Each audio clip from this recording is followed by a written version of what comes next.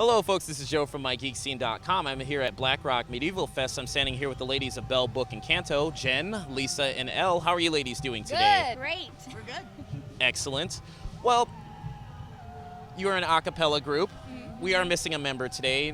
Well, two members, Maggie and Susan. Is that correct? Mm-hmm. And, well, Maggie had other things that she had to attend to, and Susan only attends the shows, the pagan shows with you. Is that correct? Mm-hmm. Well, speaking of paganism, could you please talk about how the group formed and the meaning behind it?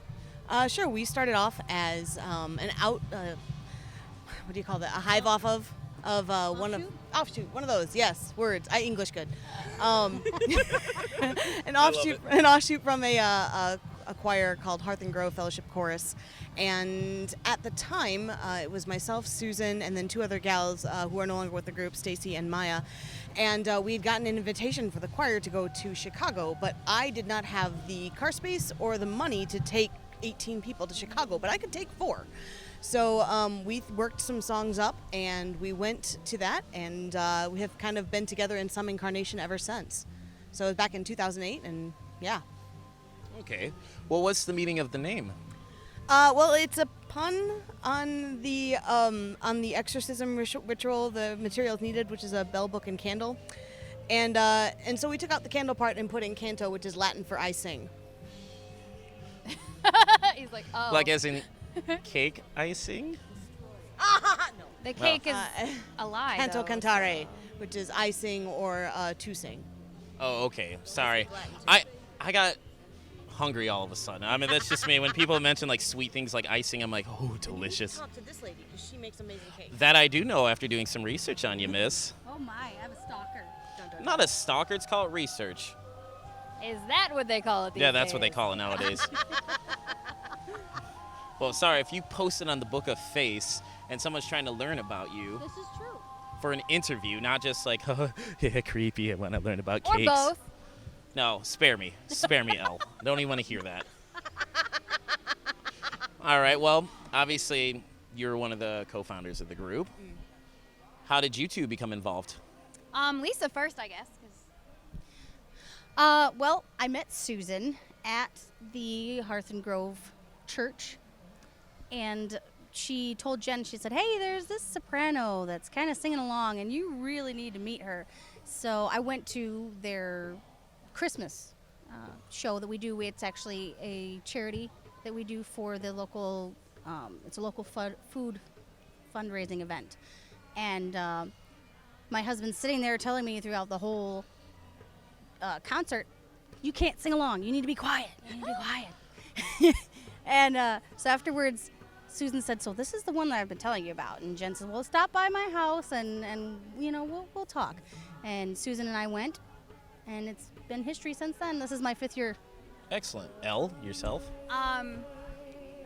Very similar story, actually. I also attended Hearth and Grove. I met Susan and Lisa there.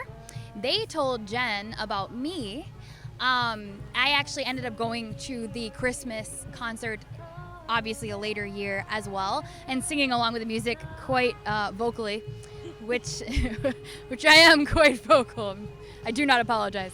No kidding. But so I did sing along as well, and then Lisa and Susan kept telling Jen. Jen got a hold of me, and we did a Skype interview. I did like a couple notes, and she's like, okay, well, so we do this show and that show. It basically was a pretty quick process. Elle came to me so highly recommended, I didn't bother with an interview. And, not an interview, an audition. An audition, yeah. But I mean, I had the traditional questions that I still needed to make sure that she was okay with. Things like, are you okay with porta potties? Can you handle bugs? These are legitimate questions, I'm not lying. No. We have to like I'm pretty hardy. Yeah. And the little things like that, you know, can you live in the outdoors for a day?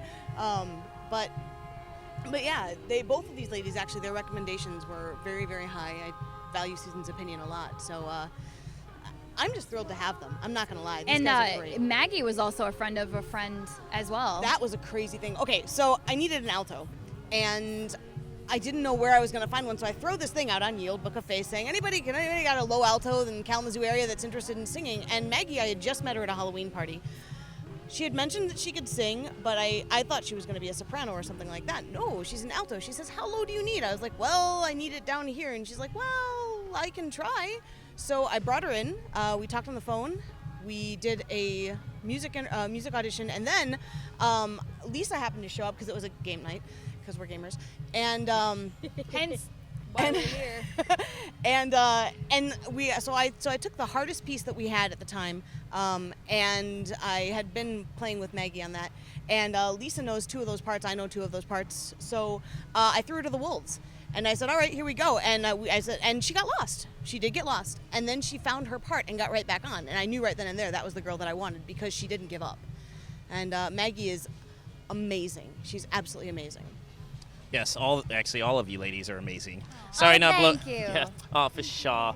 No, not blowing smoke. Because if I thought you sucked, I wouldn't have bothered to interview you. Like I usually say, I have student loans to prove that I am amazing. Well, you play at a lot of shows. You do pagan festivals. You do Ren fairs. What other shows do you do? What other shows you got?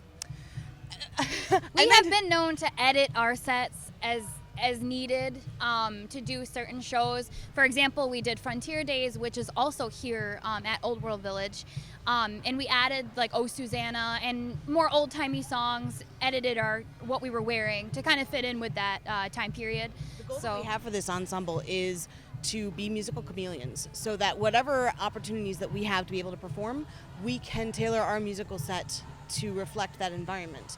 So we've been known to work up new music the Thursday before a Saturday show. Or the day of. Or the day. We've done that too. We've had people come up to us at Mayfair. We had an opportunity. Yeah, folks got married and they said, "Hey, can you guys do these next couple songs at court?" And we were like, "Oh, we don't know either of them, but sure, why not? We'll give it a shot." So around the lunch table, With the smartphones. with the smartphones, with all of the lyrics for those of us that didn't know the lyrics, we BS'd some Kick-A harmonies, and it was a G-rated version. Kick A. Y'all know what I meant, all right? Just so there. I'm almost insulted that you said Kick A. Would you like to be kicked? We can fix that. No, You could kick a you. Kick a no. reporter. But that's the thing is that what I'm really, really proud of my girls because they can do stuff like that. For example, with Maggie not being able to be here this weekend, my girls were part hopping left and right. And they can because they're that talented and they're that Skilled. Yes, thank you. Well, you mentioned you have sets. You have various shows that you perform. Let's talk about them. We can start off with the educational show. Pick one. Okay, I'll talk about the educational one. The educational show is designed for families, family friendly, because not all of our shows are family friendly. I know that. But it talks a lot about Renaissance music, how it was written, how it was, what are some of the common elements in it. It also talks about vocal performance, what happens with the physiology as far as singing when you're singing correctly. And it talks about things like counterpoint. I'm a music nerd. I love music theory. And so I could go on ad nauseum about all the technical bits. But one of the really great things that we put in that show, for example, is a piece by Hildegard von Bingen, who is the only female composer in the Renaissance era that got credited for her work. And so we make it a point to put that in there as well. By the way, that's also one of those work up on Thursday, perform on Saturday songs. But yeah, it's a great show, especially if you've got small children that are interested or that you want to just have an educational experience at a Renaissance fair. That's the show you want to see. And we are trained classically. Yeah, so all of us are classically trained. it's nice to use that and to teach people about it. Excellent. The next show, I would like to say, would it be the Bowdy Show? I would love to talk about the Body Show. The Body Show is a mix of some traditional Renaissance pieces that get a little bit bawdy, and then some of our own written songs that we have put together ourselves. We have some women's drinking tunes because if you look through most of the traditional Celtic drinking songs, they are all either written about men or for men, just situationally. So we decided, all right, you know what? We like to drink at times. We like to make bad decisions. So I like to say, Like doing this interview with me. So, you know, we decided we were going to write some of our songs. So Jen and I have written quite a few body tunes together. And I know Elle's got some things in the works that she's going to bring to us, and we're all very, very excited about that. The body, most of the time we do what we call our body light edition, because we try to still make it somewhat family friendly. But if we get a chance to be in the Black Forest or in a situation where we can really beef up that bodiness, then we're, you know, blatant and in your face, and we love it. And that's the Red Light Show. And that is the Red Light Show. So the body show is almost a two-part show. Kind of. It can be. It can be. Multifaceted show. And would you say the fourth one is the final show? The mishmash. Yes, that could be a fifth show, but I love this show, and I'll let Elle talk about it, but this is probably the favorite show. my favorite show, no offense, the nerdy show. The Nerd Show. Is that what we're going to talk about? Yes, we're going to talk about the Okay. nerd show. The Nerd Show came about because we are all nerds and geeks. We do tabletop, we do video gaming, we like nerd and geek culture on TV and in movies. And many of those things are so poignant in our minds because we are also musicians, and the music and composition in those things are just absolutely beautiful. We're talking, you know, for me personally, World of Warcraft, Final Fantasy especially. And like we do stuff from Firefly, Portal. What else do we got? I spent hours with YouTube transcribing Halo, the The original Halo Halo theme song theme. for four-part women's voices. It was a lot. It was a process, but it was worth it. I love our arrangement of it. Yeah. And we also do skits in that one. That's one of the ones that actually has full skits. Just to kind of play off of some of the common themes that are found in video games and tabletop gaming. And we talk about alignment and, you know, because I pride myself on neutrality and evil. But those are... those are some of the things that we throw in there, and that is probably our favorite one, especially when you see the audience's reactions when they figure out what we're talking about, and they're like, oh, or they hear a song start and they're like, oh, because they're getting that memory of their childhood or whatever playing games. Did And you see at Cedar Springs the impromptu video gaming skit when we did Halo at the pub sing? Unfortunately, no. I We was had a only row there. of four guys that were miming playing the video game, and like they were throwing the controller at the TV. It was great. It was hilarious. I like how interactive that show was because I also took part of it. oh, you did? Because I That's showed right. up late, and because I showed up late, I was awarded by these ladies the Day Planner of Shame, which also has stat points, which I should read briefly. It says Day Planner of Shame binds when picked up, +2 promptness, -3 tardiness, +5 embarrassment. And when I equip it, it increases my ability to attend Bell Book and Canto shows with punctuality. And that right there made me smile.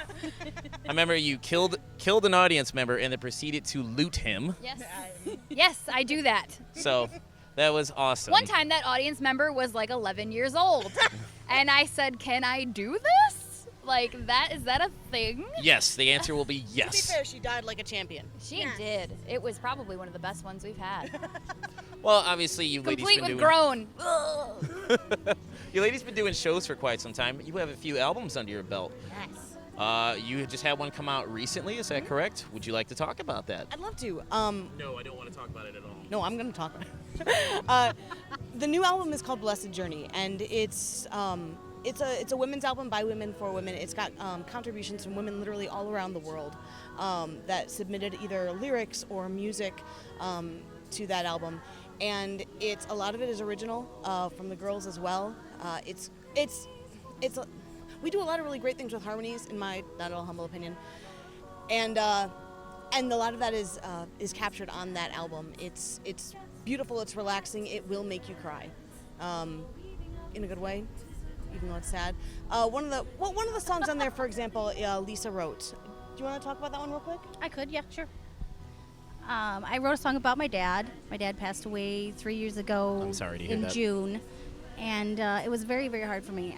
It was very sudden, and so the following year on his birthday, I had all these lyrics in my head, and I could not go to sleep until I got up and wrote them all down. And then I had a bass melody, and I came to Jen with it, and I said, "This is what I have. This is what I want to put on the new album. And between all of us, we actually arranged the piece, and I'm very, very happy with it. All right. There's another one on there that Martha wrote called "'Tis a Dance," which was a celebration for her parents. She was singing with us at the time, and that's actually the one that while we were busy barrooming up the harmonies, because we don't always score everything out. Sometimes we just sit around the keyboard and everybody tries to find a niche somewhere musically, where we literally all stopped at the same moment and broke down in tears. It's a beautiful song. It's one of my favorites on the album. And then of course there's The Hidden Face, which is Elle and I get to play dueling sopranos on, which is fun. But yeah, it's a really great album. You can buy it online on our actual website at bellbookandcanto.com. But if you really want to know what's going on, I have to say this because we're terrible at actually updating that website. We suck at it. But we are always on Facebook. We are so good at staying on Facebook. Oh my gosh! In fact, we just put some new pictures up there. Or one could find you on Facebook.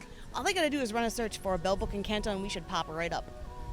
Thank you, ladies, for that good segue, because I was going to ask where they could find you on the internet. Thanks for beating me to the punch. No problem. God, bros. We're good at that. Well, since you've been doing this for a little bit, not a little bit, for quite some time, should I say, what would you like to say to your fans? You guys are amazing. You guys are absolutely amazing. The way you guys come to our shows, the way you guys are constantly leaving comments on our Facebook page, and the way that you support us when you see that we're going through rough times, man, you guys rock, hands down. It's actually really humbling at times to I can't really say at times, it's more like all the time to have people and get that recognition that your music is touching someone, and that they it touches them in such a way that they write this most amazing post, and you're just like, I did that. That's really cool.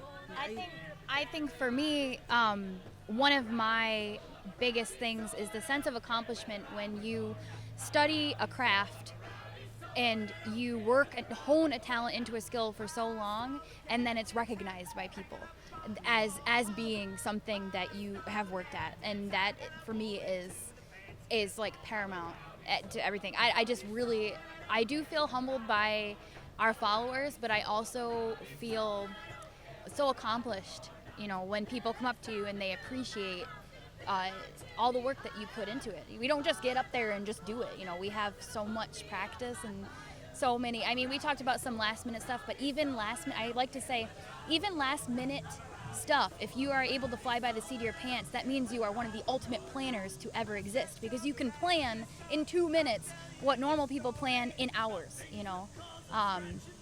So that is the biggest thing for me, I think, is just having that recognition and just feeling so good that something you worked at so hard is accepted by people and they really enjoy it. Excellent. Well, ladies, I just wanted to say thank you once again for granting this interview. Well, folks, this is Joe from MIGeekScene at Blackrock Medieval Fest with the ladies of Bell Book Canto. Take it easy.